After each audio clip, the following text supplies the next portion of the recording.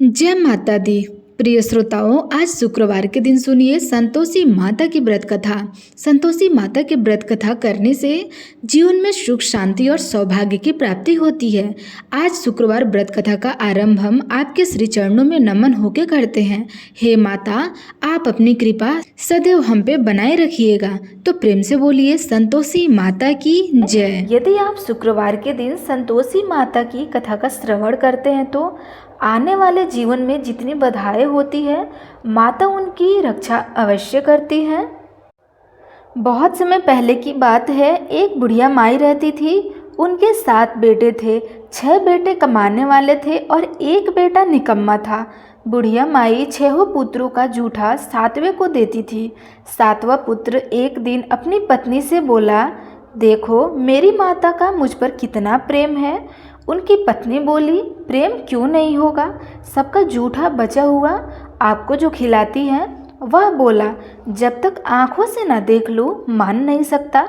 पत्नी ने हंसकर कहा, जब आप अपने आंखों से देखोगे तो मान लोगे ना। कुछ दिन बाद एक बड़ा त्यौहार आया। घर में 7 प्रकार के भोजन और चूरमा के लड्डू बने थे। वह पत्नी की बात को जांचने के लिए सिर दर्द का बहाना बनाकर पतला कपड़ा सिर पर ओढ़कर रसोई में जाकर के सो गया और कपड़े में से सब देखता रहा। छठों भाई भोजन करने आए। उसने देखा माँ ने उनके लिए सुंदर सुंदर आसन बिछाए, 7 प्रकार की रसोई परोसी और आग्रह कर के उन्हें भोजन कराती रही। वह देखता रहा। 6 भाई भोजन करके उठ गए। तब माँ ने उनकी थालियों में से लड्डुओं के टुकड़ों को उठाया और एक बहुत बड़ा लड्डू बनाया। जूठन साफ कर माँ ने उसे पुकारा, उठ बेटा उठ, तेरे भाइयों ने भोजन कर लिया है, तू भी उठकर भोजन कर ले। उसने कहा, माँ मुझे भोजन नहीं करना, मैं परदेश जा रहा हूँ। माता ने कहा, कल जाना हो तो आज ही जा। वह बोला, हाँ हाँ जा रहा हूँ। यह कहकर वह घर से निकल गया।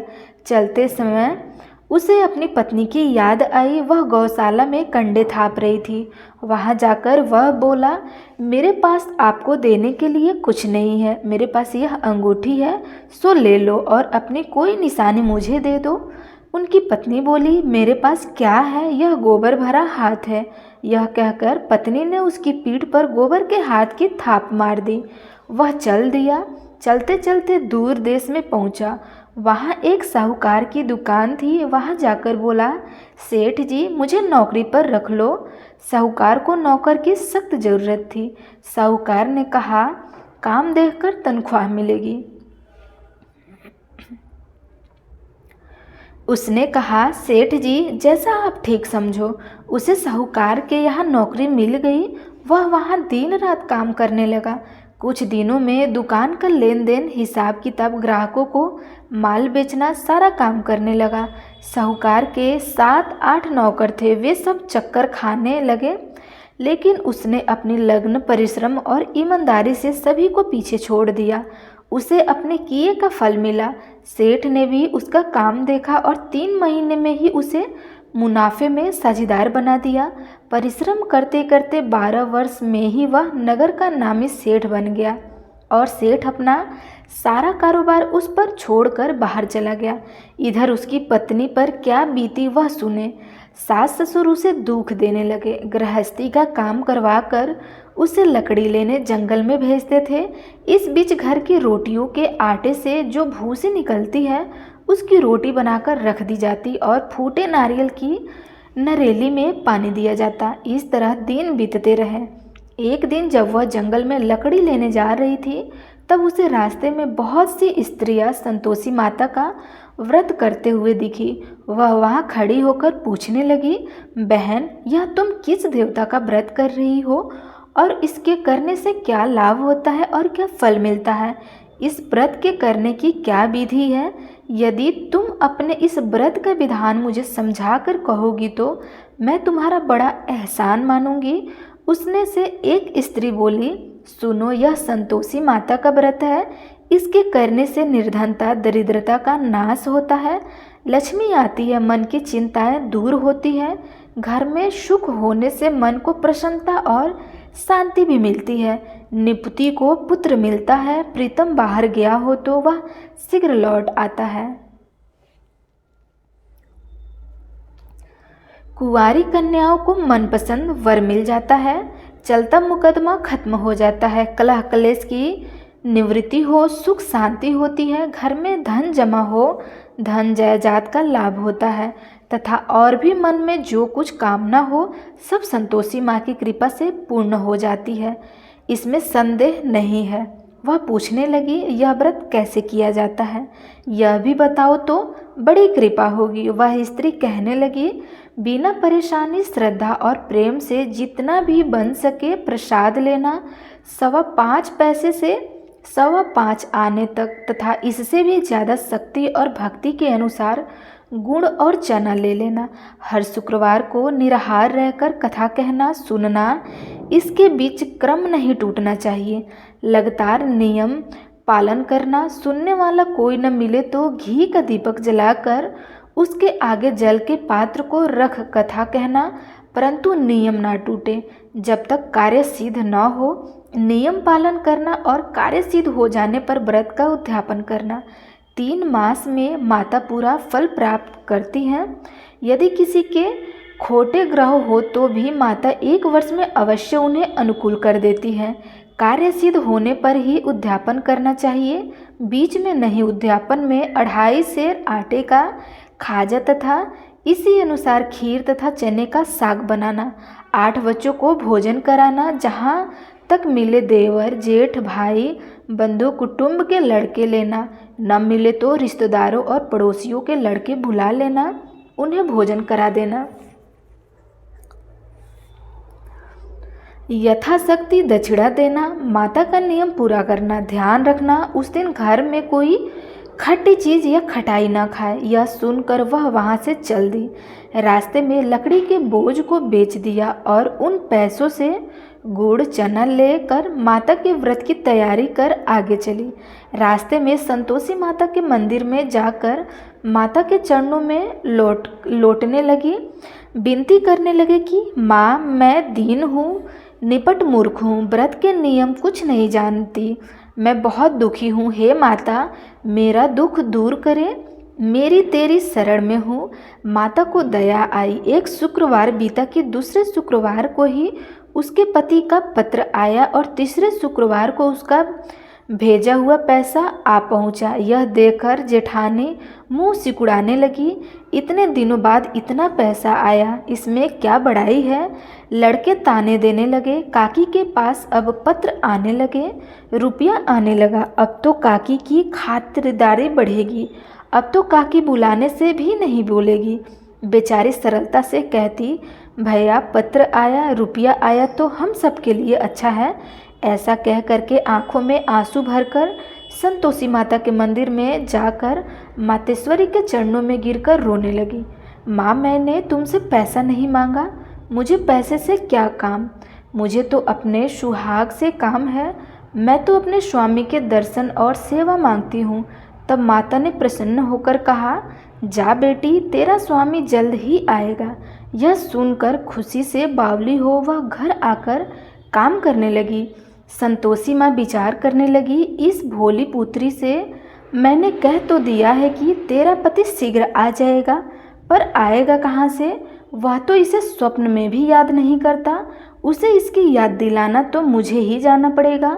संतोषी माता ने उस बुढ़िया के बेटे को स्वप्न में समझाया, पुत्र, तेरी घरवाली कष्ट उठा रही है। वह बोला, माता, यह तो मुझे भी मालूम है, परंतु क्या करूं, वहाँ कैसे जाऊं? परदेश की बात है, लेन देन का सारा हिसाब किताब है, कोई जाने का रास्ता नज़र नहीं आता। आप ही कोई राह दिखाइए कि वहाँ कैसे जाऊं। माँ कहने लगी, सवेरे नहा धोकर संतोषी माता का नाम लेकर घी का दीपक जलाकर दंडवत कर और दुकान पर जा बैठना। देखते देखते तेरा लेन देन चुक जाएगा, जमा माल बिक जाएगा, साँझ तक होते होते धन का ढेर लग जाएगा। वह अगले दिन सुबह बहुत जल्दी उठा। उसने अपने मित्र बंधु परिचित को स्वप्न में माता दर्शन दी है ये बात सुनाने लगा। वे सब उसकी बात सुनकर उसकी खिल्ली उड़ाने लगे। वे कहने लगे कि कहीं भी सपने की बात भी सच्ची होती है क्या? एक बूढ़ा व्यक्ति बहुत समझदार था। वह बोला, देखो भाई, मेरी बात मानो। इस तरह साय या झूठ कहने से बदले देवता ने जैसा कहा वो वैसा करेंगे, तेरा क्या जाता है। बूढ़े की बात मानकर नहा धोकर उसने संतोषी माता को प्रणाम किया। फिर घी का दीपक जलाकर दुकान पर जा बैठा। शाम तक धन का ढेर लग गया। वह हैरान हुआ, मन में संतोषी माता का नाम ले रहा था। प्रसन्न होकर घर जाने के वास्ते गहना, कपड़ा व सामान खरीदने लगा। सब काम से निपटकर अपने घर को रवाना हुआ। उधर उसकी पत्नी जंगल में लकड़ी लेने गई थी। लौटते वक्त थक जाने के कारण संतोषी माता के मंदिर पर विश्राम करने बैठ गई। यह तो उसका रोज रुकने का स्थान था। धूल उड़ती देख उसने माता से पूछा, हे माता, यह धूल कैसी उड़ रही है। माँ ने कहा, हे पुत्री, तेरा पति आ रहा है। अब तू ऐसा कर, लकड़ियों के 3 बोझ बना। एक नदी के किनारे रख, दूसरा मेरे मंदिर पर और तीसरा अपने सिर पर रख। तेरे पति को लकड़ी का गड्ढा देखकर मोह पैदा होगा। वह वहाँ रुकेगा। नाश्ता पानी बना खाकर माँ से मिलने जाएगा। तू लकड़ी का बोझ उठाकर जाना और बीच चौक में गड्ढा डालकर 3 आवाज़ें जोर से लगाना। लो सासू जी, लकड़ियों का गड्ढा लो, भूसी की रोटी दो, नारियल के खोपड़े में पानी दो। आज कौन मेहमान आया है। संतोषी माँ की बात सुनकर वह बहुत अच्छा माँ कहकर प्रसन्न मन में लकड़ियों के 3 गड्ढे बना लिए। एक नदी के तट पर, दूसरा माता के मंदिर पर रखा। इतने में ही मुसाफिर वहां आ पहुंचा। सूखी लकड़ी देख उसकी इच्छा हुई कि अब यहीं विश्राम कर और भोजन बनाकर खा पी लेकर घर चलते हैं। इस प्रकार भोजन कर विश्राम कर वह अपने गांव में आ गया। उसी समय बहू सिर पर लकड़ी का गट्ठर लिए आई। उसने गट्ठर आंगन में डाला और जोर से 3 आवाज़ें दी। लो सासू जी, लकड़ी का गट्ठर लो, भूसी की रोटी दो और नारियल के खोपरे में पानी दो। आज मेहमान कौन आया है। यह सुनकर सास ने अपने दिए हुए कष्टों को भुलाने हेतु कहा, बहू, तू ऐसा क्यों कहती है। तेरा मालिक ही तो आया है ना। बैठ, मीठा भात खाकर कपड़े गहने पहन ले। पत्नी की आवाज़ सुनकर उसका स्वामी बाहर आया और उसके हाथ में पहनी अंगूठी देख व्याकुल हो गया। उसने माँ से पूछा, माँ, यह कौन है। माँ बोली, बेटा, यह तेरी पत्नी है। आज 12 वर्ष हो गए जब से तू गया है। तब से सारे गांव में जानवर की तरह भटकती फिरती है। काम काज कुछ नहीं करती, 4 समय खाकर पड़ी रहती है। अब तुझे देखकर भूसी की रोटी और नारियल की खोपरे में पानी मांगती है। वह बोला, ठीक है माँ, मैंने इसे भी देखा है और तुम्हें भी। अब मुझे दूसरों घर की चाबी दो, मैं उसमें रहूँगा। ठीक है बेटा, तेरी जैसी मर्जी। ठीक है बेटा, जैसी तेरी मर्जी कह करके माँ ने ताले का गुच्छा बेटे के सामने रख दिया। उसने दूसरे घर को खोलकर सारा सामान जमाया। एक ही दिन में वहाँ राजा के महल जैसा ठाट बाट बन गया। अब क्या था, वह सुख भोगने लगी। अगला शुक्रवार आया तो उसने पति से कहा, मुझे संतोषी माता का उद्यापन करना है। पति बोला, बहुत अच्छी, खुशी कर लो। वह उद्यापन की तैयारी करने लगी। जेठ के लड़कों को भोजन के लिए कहने लगी। उन्होंने मंजूर किया, परंतु पीछे से जेठ लड़के भोजन करने आए। खीर पेट भर खाई, परंतु बाद में याद आते ही कहने लगे, हमें कुछ खटाई खाने को दो, खीर खाना हमें भात नहीं। देखकर अरुचित हो गई। लड़के उठ खड़े हुए, बोले, पैसा लाओ। भोली बहू कुछ जानती न थी, उसने उन्हें पैसे दे दिए। लड़कों ने बाजार जाकर उन पैसों से इमली खरीदी और खाई। यह देखकर बहू पर माताजी ने कोप किया। राजा के दूत उसके पति को पकड़कर ले गए। जेठ जेठानी मनमाने खोटे वचन कहने लगे। लूट लूट कर धन इकट्ठा कर लाया था, सो राजा के दूत उसे पकड़ ले गए। अब सब मालूम हो गया। जब जेल की रोटी खाएगा, बहू से यह वचन सहन नहीं हुआ। वह संतोषी माता के मंदिर में गई और कहने लगी, माता, तुमने यह हंसा करके क्यों रुलाने लगी। माता बोली, पुत्री, तूने मेरा व्रत भंग कर दिया, इतनी जल्दी सब बातें भूल गई। वह बोली, माता, भूली तो नहीं हूँ, न कुछ अपराध किया है। मुझे तो लड़कों ने भूल में डाल दिया, मुझे क्षमा करो माँ। माँ बोली, ऐसी भूल भी कहीं भूल होती है क्या। बेटी बोली, माँ अब भूल नहीं होगी, अब बताओ मेरे पति कैसे आएंगे। माँ बोली, पुत्री जा, तेरे पति तुझे रास्ते में ही आते मिलेंगे। वह मंदिर से निकलकर बाहर आई तो रास्ते में उसे अपना पति आता हुआ मिला। उसने पूछा, कहाँ गए थे। पति ने बोला, इतना धन जो कमाया है उसका कर राजा ने मांगा था, वह भरने गया था। वह प्रसन्न होकर बोली, भरा हुआ, अब घर चलो। फिर अगला शुक्रवार आया। वह बोली, मुझे माता का उद्यापन करना है। पति ने कहा, ठीक है करो। वह फिर जेठ के लड़के से भोजन को कहने गई। जेठानी ने लड़कों को सिखा दिए कि तुम पहले ही खटाई मांगना। लड़के भोजन करने बैठे, परंतु भोजन के पहले ही कहने लगे कि हमें खीर पूरी नहीं भाती, जी बिगड़ता है, कुछ खटाई खाने को दो। बहू बोली, खटाई खाने को नहीं मिलेगा, खाना हो तो खाओ वरना चले जाओ। उसने उठकर चले जाने पर उनके ब्राह्मणों के लड़के बुलाकर भोजन करवाया। दक्षिणा की जगह उन्हें एक फल दिया। इसमें संतोषी माता प्रसन्न हो गई। माता की कृपा से 9 माह बाद उसको चंद्रमा के समान एक सुंदर सा पुत्र प्राप्त हुआ। पुत्र को लेकर वह प्रतिदिन संतोषी माता के मंदिर में जाने लगी। माँ ने सोचा कि यह रोज आती है, अब क्यों न मैं ही इसके घर चलूँ, इसका आसरा देखूँ तो सही रहेगा। यह विचार कर माता ने भयानक रूप बनाया। गुड़ और चने से सना मुख, ऊपर से शुंड के समान होठ, उस पर मक्खियाँ भिनभिनाती रही थी। दहलीज पे पैर रखते ही उसकी सास चिल्लाई, देखो रे, कोई चुड़ैल डाकिन चली आ रही है, लड़को इसे भगाओ नहीं तो सबको खा जाएगी। बहू रोशनदान से देख रही थी। वह प्रसन्न हो उठी, आज मेरी माता मेरे घर आई है। यह कहकर दूध पीते बच्चों को गोद से उतार दिया। इस पर उसकी सास क्रोध में भरकर बोली, अरे राण, इसे देखकर कैसे उतावली हुई जो बच्चों को पटक दिया।